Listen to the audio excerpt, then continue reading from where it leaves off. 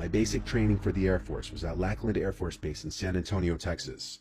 After that, I was sent to Shepherd Air Force Base for technical school, and after my graduation, I received orders to McGuire Air Force Base in New Jersey. There, my job was aerospace mechanic at first. I started on the night duty, unfortunately, so my sleep schedule was basically non-existent. My duties basically were lugging plane parts like anti-ice valves, igniters, ignition exciters, sensors, and more from the warehouse to the flight line. It was for the most part boring, repetitive work, especially at night. A lot of sitting around and playing games on my phone, but nobody heard that from me. It had to be like 4 a.m. at this point. I was waiting for the other guy to come drop off some parts to the flight line. He'll be referred to as Mark for the purpose of the story. I was waiting by the back cargo area of the plane we were working on at the time, sitting on a box scrolling through my phone. Mark was taking an incredibly long time with his delivery, so I shot him a few texts. When they went unresponded to, I tried calling him a few times. The calls rang 4 times, then went to voicemail. I figured he was either screening his calls, lost his phone, or was just very busy at the moment. I waited and waited, and he never showed up.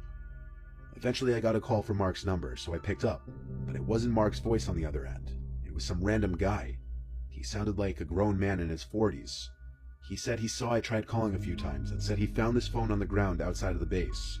I described what Mark looked like and asked him if he had seen anyone who may have resembled him. He said he had not. It's not like he would have been allowed on the base, so my only option was to drive out there and meet him. I asked him where he was, and he gave me the name of a nearby joint where I agreed to meet him. I walked to my car, which was parked in the closest parking lot, and I drove off the base towards the place he told me to meet him. While I was mid-drive, I remembered Mark was sharing his location with me. Long story, but we basically met these 2 girls this one night while off base who we separated from each other with.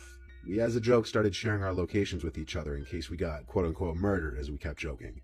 We joked about it mainly because we met them at a sketchy dive bar, but I'm not about to get into that. The place the man on the phone told me to meet him was called Tara's Tavern in Cookstown, the closest town to the base. I pulled up the location of Mark's phone and it checked out. It showed Mark's phone location right next to Tara's Tavern. This begged the question, what was that man doing there this late? At this hour the place wasn't open, and there were 0 cars on the road. I pulled into the little parking lot and parked. I stepped out and called Mark's phone again. The guy picked up, and he spoke in a noticeably lower voice now. I told him I was in the parking lot of the pub, and he said he was as well.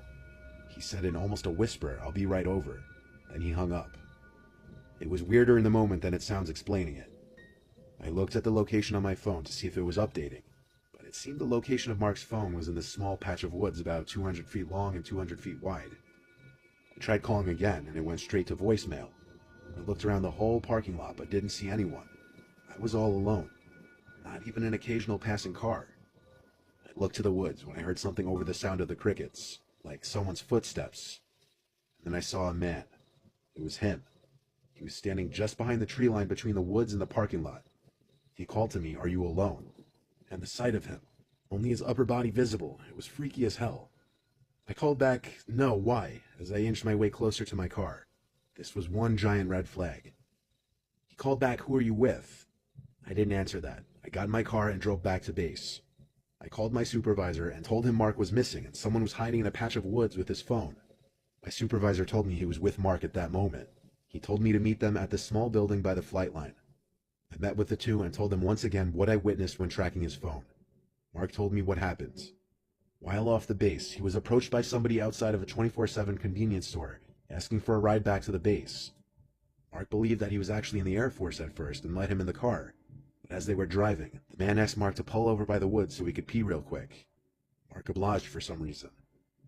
As Mark was pulled to the side of the road by the same small patch of woods by Tara's Tavern, he wasn't paying attention for a minute, and his door was opened by the man. Without a second to even react, the man was grabbing Mark's arms and squeezing them as he tried to pull him out of the car. Mark said he kicked at the man's groin area until he let go.